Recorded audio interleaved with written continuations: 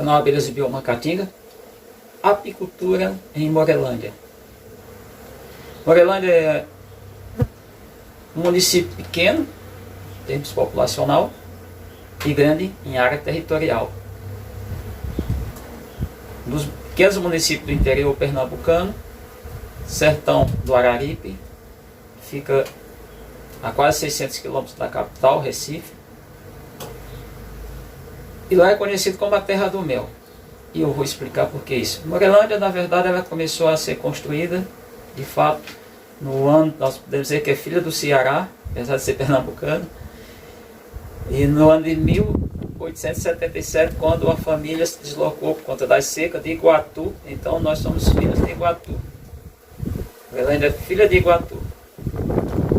Então a história de Morelândia é toda bem interessante. Ela se torna um distrito na década de 1950. Em 1964 ela consegue emancipação. Mas vamos entender um pouco da história. Faz divisa com, apesar do que tem no Wikipedia, como o pessoal fala, está errado, e vou dizer por quê. E a divisa é o seguinte: leste, basicamente, Serrita e Granito; oeste, Novo Exu, que bota Exu. Não, Exu foi destruído por uma guerra que pegou Granito, e que fica no pé da Serra do Araripe, Morelândia também, e são municípios vizinhos. Do lado do sul do Ceará, do lado que é sul do Ceará, lá do Ceará, a divisa, que é a divisa com o meio da Serra do Araripe, o município faz divisa com os municípios mais famosos, Crato, Barbalha, são municípios bem antigos, esses dois fazem parte do Carajubá, que é Juazeiro e Barbalha. Também com o município de Jardim, o que não está falando, Jardim é o município que tem mais água no sul do Ceará, que tem mais nascentes. Então, por que se tornou a Terra do Mel? Justamente pelo um padre, o Padre Bento. O Padre Bento era meu amigo, meu amigo, eu nunca mais vi. Era uma pessoa legal, tinha uma rapariga, ele falava uma série de coisas. Quando isso? No ano de 1994, portanto a apicultura lá tem 30 anos. Mas sempre foi assim? Não, desde o passado já tinha. Eu lembro que meu pai fez 2 casas, e numa dessas casas a gente cedeu para um senhor morar que chamava Zé Prego. E na década de 60, mais ou menos 67, 66, 67, ele pegou um caixote daqueles de pinos, que o pessoal carrega frutos, hortaliças, essas coisas todas para as feiras, e só fez uma tampa e pegou a gente só chamava italiana. O nome lá, praticamente era comum, eu nessa época já fui aprendendo a ir para o mato.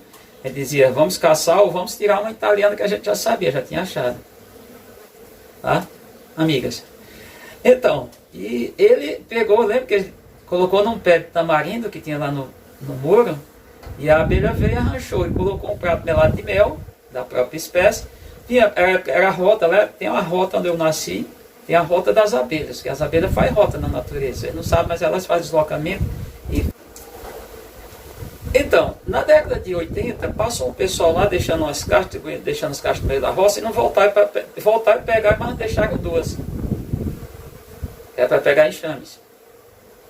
E ficaram 2 lá em casa. E eu lembro, no início de 1984, eu morava já no Rio de Janeiro, eu voltei, aí meu irmão disse: difícil é tirar o mel dessas geringonças, que é a caixa Langstroth. Aí eu peguei, eu fiz o quê? Eu cortei os arames, era só o ninho, não deixaram melgueira. E eu cortei ali, digo, vamos cortar para facilitar a gente, porque a maneira era o quê? Cortar os favos, colocar num recipiente. Então, como que é a história de ficar? O Padre Bento, e tem outras histórias de padre que eu vou contar aqui também.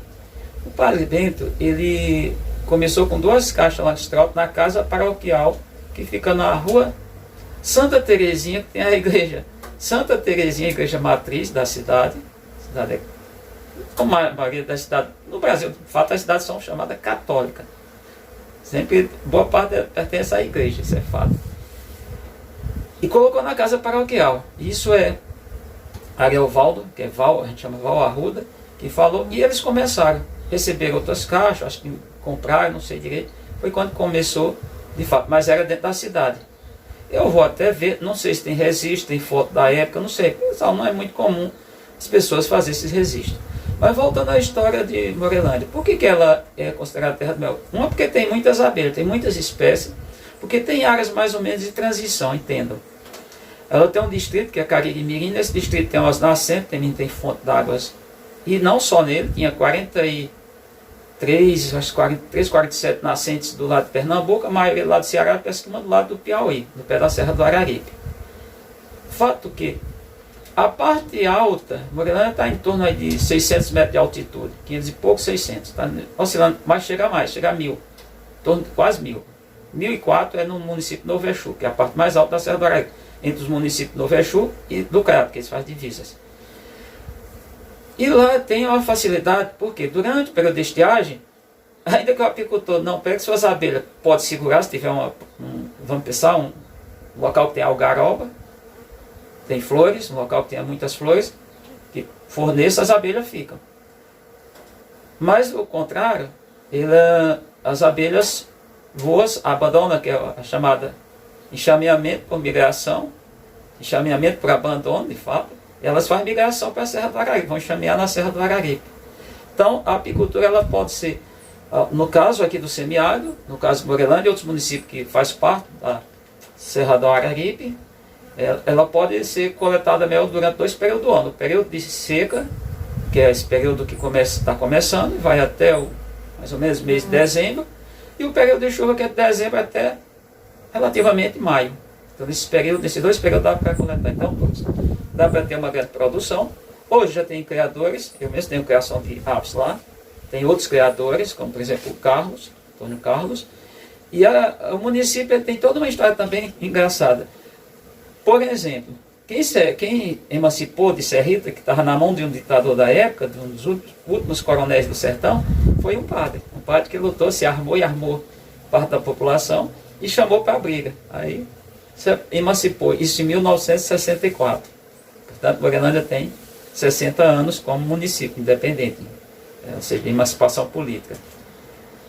Tem uma questão interessante também, quando fala de padre, eu falei do padre Bento, começou a apicultura de fato, de maneira racional em tese, mas eu estou falando, na década de 80, a gente tinha na roça 2 caixas Langstroth. Eu tirei para facilitar a coleta do mel, porque era manual, não era centrifugado. Eu tirei os arames, arrebentei lióis, tudo, lióis normalmente fica. Mas deixei os quadros livres, só um detalhe, quando a gente ia coletar o mel, a gente tinha um cuidado para a abelha não ir embora, e quando chegava a seca, a gente botava normalmente a abelha debaixo do pé de joá, e o fato é que tirava os quadros só tirava o mel. O que tinha cria, a gente voltava com o máximo de cuidado, às vezes nem sequer mexia, aquele quadro estava com crias lá no ninho, só pegava os quadros de mel. Isso a gente fazia, esse cuidado para não mexer com a abelha, manter a abelha ali, e ela ficava. Então, quando eu fui casar, é um caso inusitado, aí eu casei só no cartório, só no civil. E por que eu não casei na igreja? Porque o padre fazia um sermão muito revoltado com os rapazes alegres da cidade, espero que vocês me entendam, mas ele era um padre que tinha uns trejeitos, quando saía dentro da paróquia, dava uns pulinhos e dava brilho no anel, vocês entendem, né? Então por isso eu resolvi, minha mãe na época, está em outro plano, perguntou se eu disse que tinha casado, ela disse, e a igreja? Eu digo, não, isso aí eu não vou casar não, isso aí não. Aí tinha um senhor, que tudo é histórico, Morelândia é muita história. Um senhor que era seu Zé de Pedro, eu digo, não, seu Zé de Pedro está meio doente, não pode mais fazer casamento, porque ele morava numa comunidade chamada Santiago. Então eu digo, não vai poder, não vai dar para casar. Mas entendendo, Morelândia tem um potencial, só que Morelândia, vocês têm aí a parte de história, tá? Tem uns prints, ela tem um IDH baixo, na verdade, como que a economia do município basicamente gira em torno de pensões e do funcionalismo público. Seja ele estadual, pouco, normalmente professores da rede estadual, ou principalmente municipal. Então, não tem uma indústria, não tem uma pecuária, não tem agricultura. A pecuária e a agricultura, basicamente, a gente pode dizer que é de subsistência. É um município que a questão da água é pouca também. Tem um açude que foi feito na seca, uma grande seca de 1958, que é o açude chama açude do governo até hoje.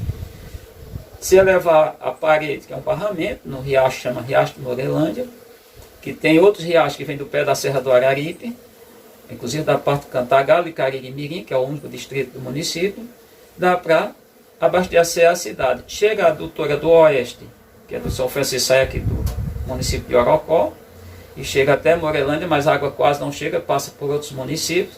Há uma dificuldade enorme, há uma carência hídrica nesse sentido.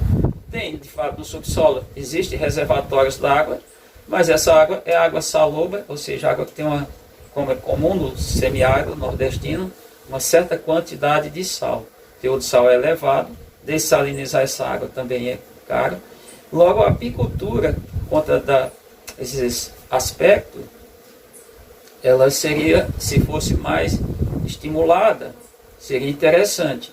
Ela tem, vamos dizer, aí estamos com uns 30 anos, mas tem mais, porque eu mesmo entendi, e a gente chamou sempre italiana. Raramente alguns chamavam Zoropa, vamos dizer, ou Oropa, não Europa, essas abelhas africanizadas. Ninguém sabia também esse conceito de africanizada, que eram poliíbrida. Sabia que tinha se trazido da Europa, da Itália. Isso é fato, por isso chamavam os italianos. E tem assim, a questão do aspecto no todo, é que é um dos municípios secos, do sertão seco. Boa parte da área territorial do município, mais ou menos a metade, é seco. A outra metade é verde por conta da Serra do Araripe, que tem outro aspecto, tem outra situação. Mas também não é lá, quando chega a seco, uma parte das plantas perde a folha. É interessante salientar isso. Mas tem o cipó-uva, que é muito importante.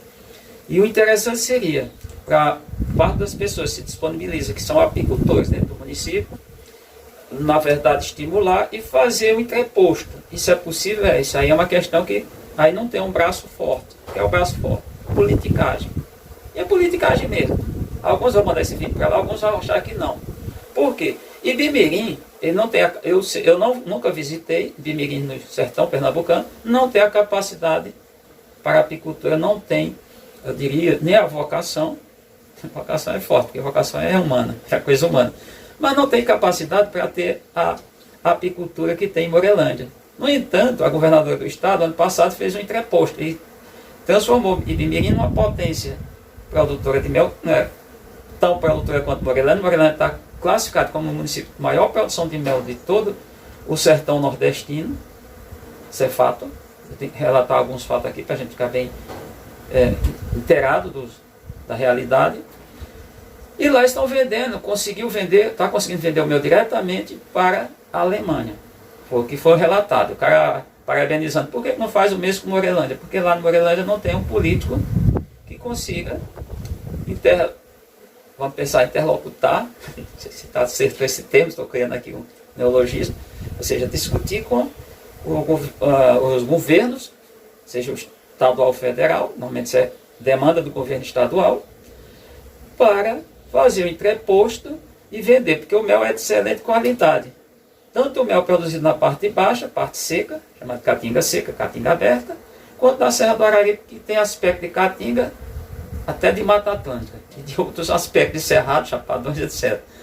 O fato é que não tem essa interlocução entre esferas administrativas, logo a gente está vendendo mel e veio agora mês passado, norte-americanos, visitaram, segundo relatos, ficaram encantados com o município, com a vegetação, com todos os aspectos, querem comprar o mel, mas vão comprar através de um atravessador. Vai vender o mel muito barato e o atravessador vai ganhar 5, 6 vezes mais do que o morador, o produtor de Morelândia. Isso não é interessante. Então, aí é onde cabe a questão da interlocução, da comunicação, do trânsito, independente de quem está no poder. Não tenho nada contra a governadora do estado, muito pelo contrário. É uma mulher, não votei nela, sou sincera, porque tem que ser sincera. Chegar, ela nunca vai receber esse vídeo, a sinceridade a gente tem que ter sempre. Mas eu torço para que ela faça um bom governo, mas não quando tem um cacique dentro de um município e aí consegue algumas coisas. Fora disso, não consegue nada. O município de Morelândia, como falei, basicamente a renda da população gira em torno do funcionalismo público e das pensões, aposentadorias. Não é mais do que isso. Tá certo? Então, sou Gilvan, sou biólogo, sou mestre de ciência animal, sou criador de abelha, percebe? Devia estar dentro do apiário falando isso, mas estou dentro de um que o pessoal chama meliponário. E a gente faz esse encerramento dessa comunicação aqui.